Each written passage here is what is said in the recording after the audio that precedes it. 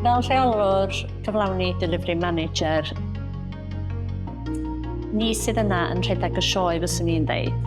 Da ni yma bob diwrnod, da ni'n delio hefo y nadon, y barnwyr, staff, bob adran arall sgynnon ni. Ac i weld yn clymu pob at ei gilydd i neu siŵr bod y diwrnod yn rhedeg yn iawn. Dwi'n dwi ac delivery manager ydy'r rôl dwi'n neud yn llys yma. Mae bob diwrnod yn wahanol, sy'n methu deud bod yna un diwrnod yr un peth a'r llall. Fydra ni dal yn penna bod ni yn mynd i wneud hyn heddiw yma, ond dibynnu beth sy'n dod drwy'r drws, mae pethau'n newid o ddydd i ddydd. Da ni'n delio, fel ddedais i, hefo pawb.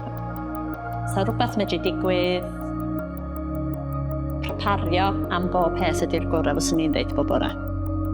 Dwi'n mwynhau bob diwrnod, sy'n methu deitha chi o ddydd i ddydd yn union be da ni wedi gwneud weithiau, gael bod ti mor brysur, ond mae'r teimlad o fod wedi gwneud diwrnod llawn a diwrnod da yn gwaith yn rhywbeth da ni'n mynd adra hefo gwen ar ôl. Mae Get Cymraeg yn gryf ofnadwy yn y llys yma. Mae pawb sydd yn gweithio yma, neu rhan fwyaf helaeth ohonyn nhw yn gallu siarad Cymraeg. Lle mae Cymraeg yn cael ei siarad bob diwrnod drwy'r staff HMCTS, drwy bob adran arall sydd yn gweithio yma a'r diffynyddion sy'n dod i mewn. Mae o yn rhywbeth sydd yn gry yn y rhan yma o Ogledd Cymru ac mae o'n bwysig ofnadwy bod pawb a ni i gyd yn medru siarad Cymraeg hefo pwy sy'n dod drwy'r drws.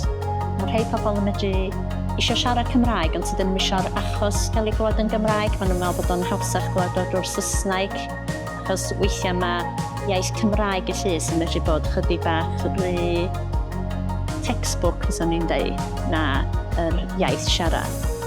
Fel rhaid i ddweud, dwi'n teimlo'n hapus, dwi'n teimlo'n